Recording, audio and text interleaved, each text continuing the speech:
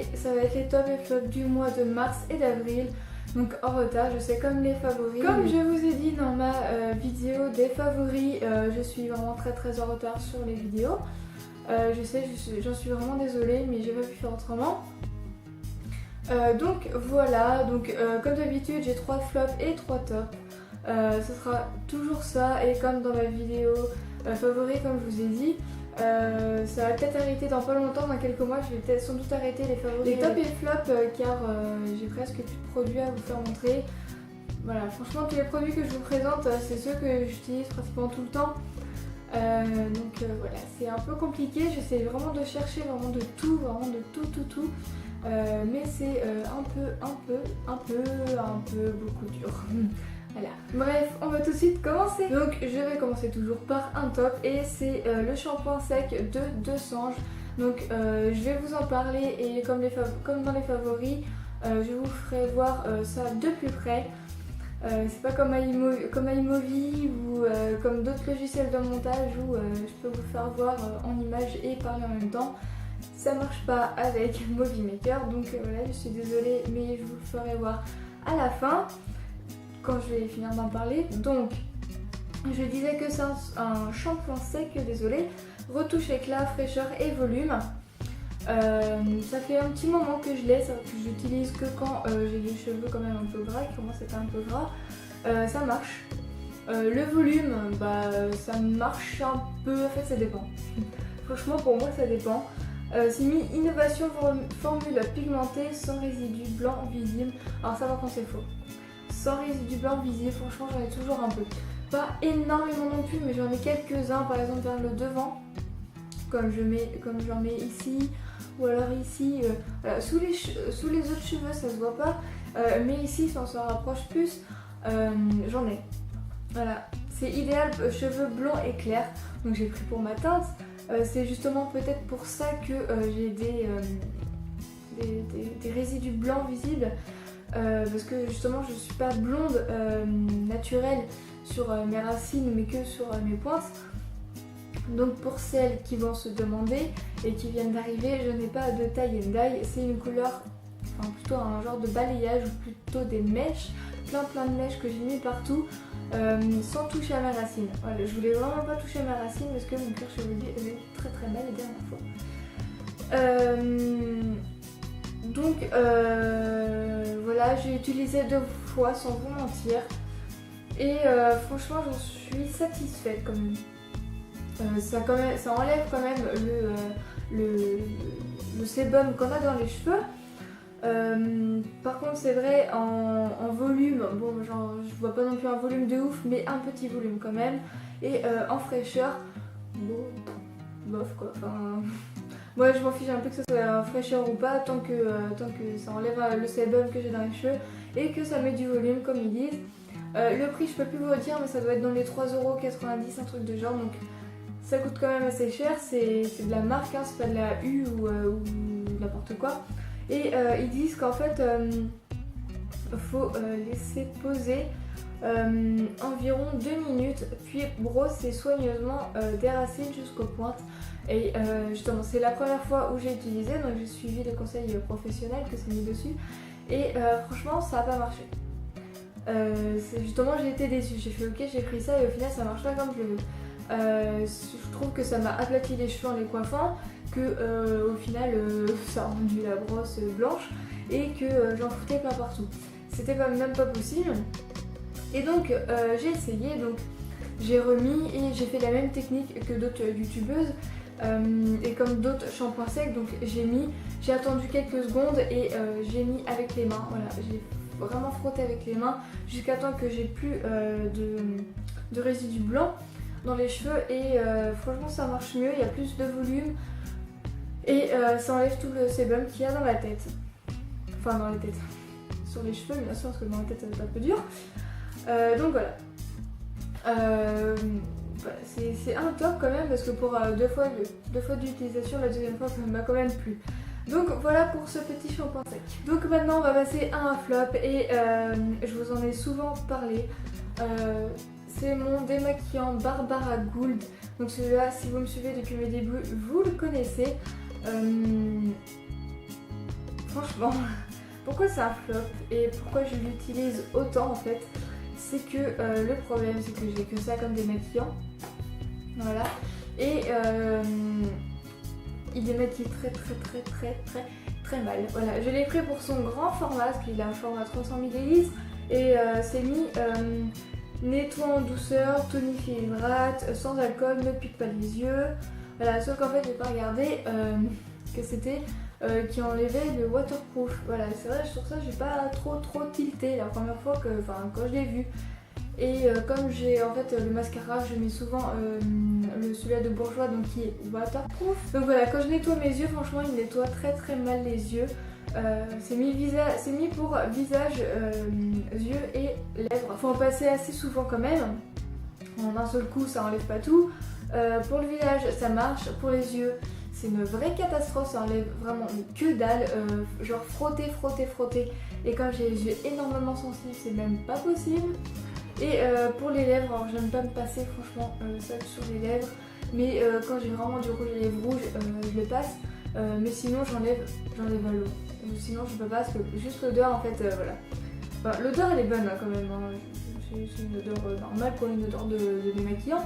Donc nettoie en douceur, je confirme, tonifie et hydrate. Alors hydrate, je vois pas la différence, mais tonifie oui parce que c'est assez frais quand même. Le prix, je pense que vous allez beaucoup vous poser la question, donc c'est dans les 3,80€ je crois, un truc de genre entre 2 et 3€, voilà, globalement. Et franchement, pour les filles qui mettent souvent du waterproof sur leur visage, je ne le conseille pas du tout. Pour les filles qui mettent du maquillage normal ou qui mettent très peu de maquillage alors que leur mascara ou leur eyeliner sont non waterproof, il marche un peu. Faut quand même frotter pour les yeux, franchement c'est pas très bien. Mais sinon je vais pas y passer non plus 10 ans à expliquer, mais c'est un flop.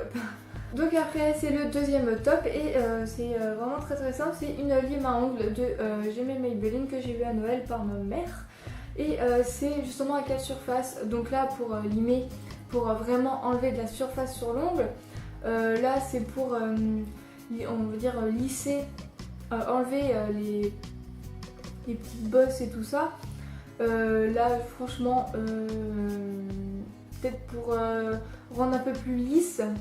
Et là c'est pour faire briller ce côté rouge. Donc il y a un côté noir, donc on fait le noir, le bleu, on tourne le vert et le rouge. Et vraiment cette lime est quand même assez bien. Moi j'aime bien franchement. Ça fait depuis Noël que je l'ai, ça fait depuis Noël que je l'utilise. Et franchement elle est super bien, j'ai toujours eu des limes à ongles normales. Et voilà, je prenais pas trop soin de mes ongles et depuis que j'ai ça, je l'utilise tout le temps. Et là on est, voilà, c'est un jour où je dois couper mes ongles. Donc voilà, je vais l'utiliser ce soir. Et franchement elle est super bien pour un top, je vais pas non plus en faire tout un plat. Alors le prix, bien sûr, je sais pas vu que je l'ai reçu à Noël. Mais voilà, je vous le conseille, franchement c'est le type de lime à ongles, que ça soit chez Nocivé ou n'importe quoi, que ce soit en carré mais qu'ils ont les 4 surfaces. Je vous les conseille, c'est vraiment super bien. Alors ensuite le deuxième flop c'est un bain douche, donc un gel douche si vous préférez, qu'on peut mettre dans le bain et qu'on peut utiliser sur la douche, que j'ai reçu avant Noël, quelques jours avant Noël. Et en fait voilà, c'est à quoi ça ressemble. Et ça vient de chez Home Institute Paris, donc j'ai eu dans une petite boîte. Je sais pas si vous en grande surface, Super U, grande surface bien sûr, grande surface, Hyper U, Super U, si vous avez reçu des petits coffrets de cottage où il y avait gel douche, les corps et tout ça. Si vous avez eu ça et si vous avez eu ces petites choses là, ou de Home Institute où il y avait une petite fleur de bain avec une petite bougie, etc. Voilà, franchement, je l'ai utilisé une fois, je peux vous le jurer, une fois. L'autre, pour le décor, le même, une fois. L'odeur, elle est intenable. Voilà, c'est intenable. Je sais pas c'est quoi cette odeur. En fait, au premier abord, elle peut sentir bon, mais à force, elle écœure. C'est mis délicieusement fruité. Je vois pas le goût de fruité, franchement. C'est une horreur, mais il faudra bien que je m'attaque parce que je commence à plus avoir de gel douche. Mais il faudra bien que je m'y attaque. Donc voilà, il faudra bien que je passe par cette phase d'heure puante. Mais voilà, je vous le conseille pas du tout si vous le voyez en grande surface ou n'importe quoi, je vous le conseille pas du tout. C'était dans un coffret, donc je sais pas si ça existe en grande surface ou quoi que ce soit, ou si c'est en institut justement. Si c'est en institut, franchement j'imagine même pas le prix. C'est 150 ml. Alors pour le Lecor, j'ai voulu voir les conseils d'utilisation et franchement c'est mis exactement la même chose qu'ici. Donc c'est mis l'utilisation du bain de douche homme institut, Paris entre parenthèses coquine. Alors c'est mis tellement petit, il faut être aveugle, hein, vous procure un agréable moment de détente tout en laissant votre peau douce et délicatement parfumée. C'est mis exactement pareil sur le Lecor. J'ai voulu savoir si ce Lecor fallait le mettre sur la douche ou avant la douche, ça dépend des Lecors. Et c'est pas mis. Donc voilà, j'ai essayé une fois et l'odeur elle est pareille, elle est aussi intenable. Donc voilà pour ce bain douche homme institut. Donc maintenant le dernier top, c'est un lisseur que j'ai eu il y a pas longtemps, que j'ai pris en grande surface, qui vient de chez Babyliss, oui, Paris. Donc qui ressemble à ceci. Il y a ce qui est bien sur ce lisseur, c'est que c'est une plaque en céramique. Voilà, j'ai jamais eu des plaques en céramique. Voilà, c'est vraiment des plaques en céramique, c'est brillant. Et justement il y a la petite languette, quand vous le fermez, il y a une petite languette, hop, qu'on remonte et le machin en fait il s'ouvre pas. Ça c'est vraiment super, donc c'est un 28 mm, c'est un slim donc pour les cheveux longs. Comme j'ai envie que mes cheveux poussent, j'ai pris un long comme ça au moins, pas la peine d'en racheter un plus tard. Et voilà, on peut mettre la température en fait. La température on peut la mettre, on peut la régler. Et on a juste appuyé sur le petit bouton qui se trouve ici pour l'allumer. Là ça clignote et franchement en 1 minute il est chaud. Voilà, c'est vraiment une tuerie ce truc.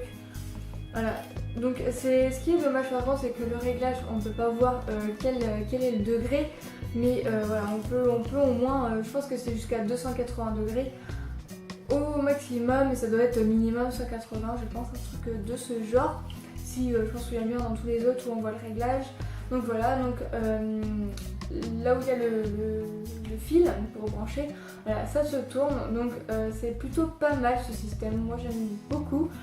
Le fil est assez long, il doit faire 1 mètre aussi, hein, il est assez long.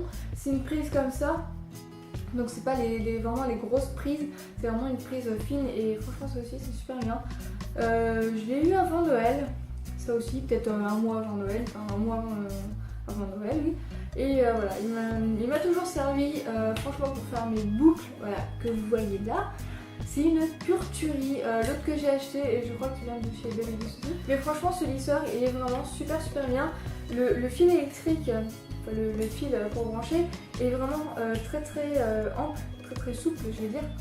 Et c'est super bien, c'est cool par rapport aux autres, il prend pas le pli en fait, à force qu'on le mette comme ça, il prend pas le pli. Et ça c'est vraiment bien, donc c'est vraiment un vrai top de chez top. Donc le troisième flop, c'est un dernier démaquillant, donc c'est un démaquillant de chez Emma. Donc il est tout petit, il fait 125 ml. Et j'ai le lait qui va avec, donc il est vraiment extrêmement gras. Il nettoie pas, il démaquille pas, c'est pas possible en fait. Ce démaquillant c'est vraiment impossible du tout. Je l'ai pas payé cher. Voilà, les deux je les ai pas payés cher, je sais plus combien je les ai payés, mais je vous mettrai le prix à côté si je me souviens. Et si j'ai les prix encore.